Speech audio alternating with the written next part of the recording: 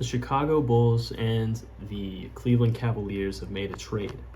So, in my last video, I talked about Lonzo Ball being a good option out there for any team that really needs a point guard.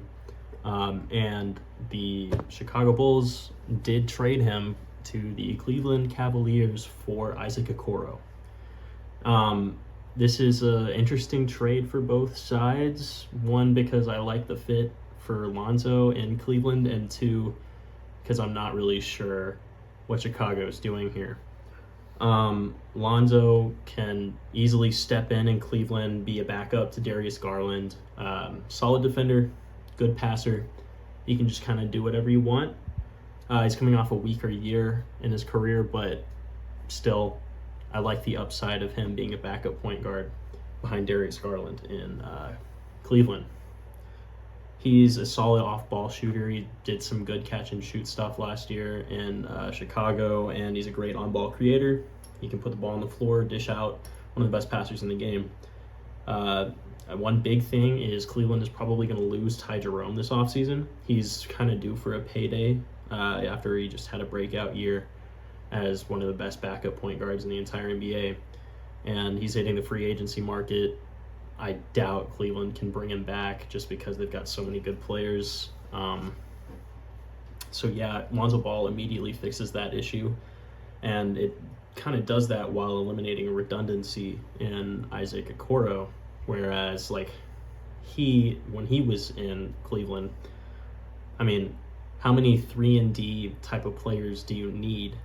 You know, they have Max Strus, they added DeAndre Hunter, right? Those are just two names that take up most of the minutes now, and those are the minutes that Isaac Okoro was supposed to be using to grow as a player, and now he can't really do that.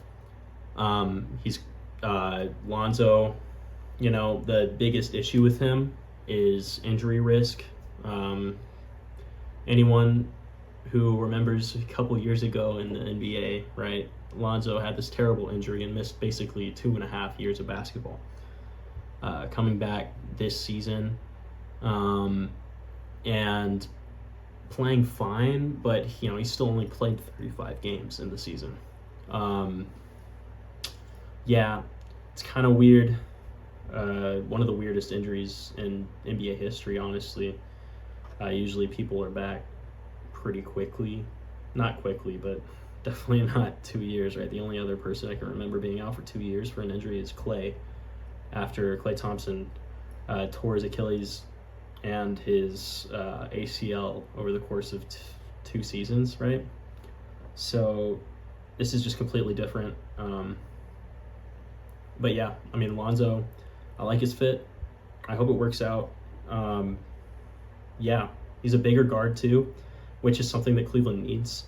Darius Garland and Donovan Mitchell are both very small, and there have been questions about whether or not you can do as well as Cleveland is aiming to do, right?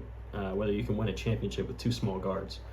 And Lonzo kind of fixes that a little bit by giving them someone they can play anywhere from 10 to 25 minutes a game. And just kind of fill rotational minutes as a good defensive player, playmaker, but honestly just add size to the lineup while not taking away from the creativity on the court that Garland and Mitchell provide. Yeah, really like that fit. And then let's get to Isaac Okoro. Really weird, he's a little bit redundant in Chicago the same way that he was in Cleveland, but I mean, I feel like honestly Chicago is a little bit worse for him, because they have Matas Buzelis, who just had a great rookie year, and he's playing some of the same positions that you would expect Isaac Okoro to come in. Patrick Williams has their highest guaranteed money contract on the team. He's going to be getting minutes and fills pretty much the exact same role. Kevin Huerter, he's a little bit less important to what they do and not quite as good defensively as Okoro, but he's a better shooter than Okoro. So he's there, right, filling a similar guard/wing role.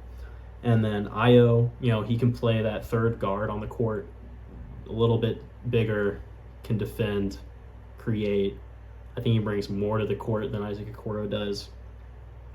And their new draft pick, Noah Essengay, he is also coming onto the team as a forward.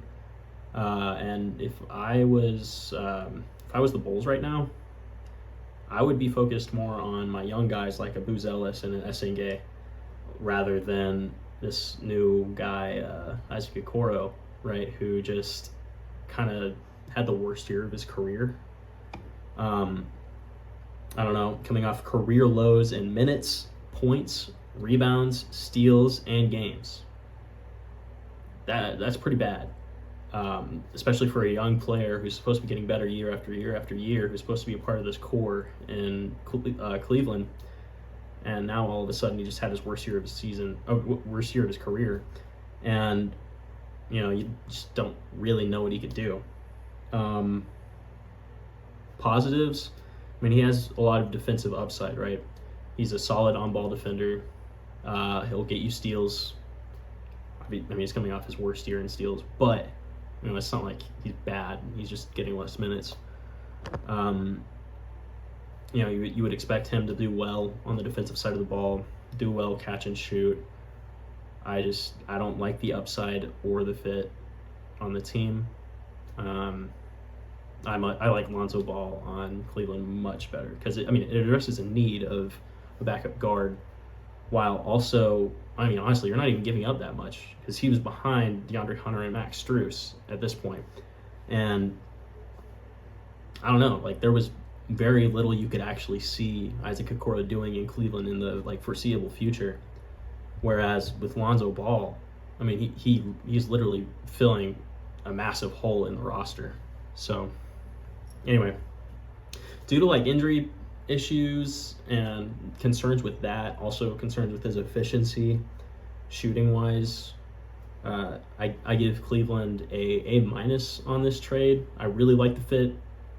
Can't say that enough. But there are always concerns with Lonzo Ball, especially after that injury.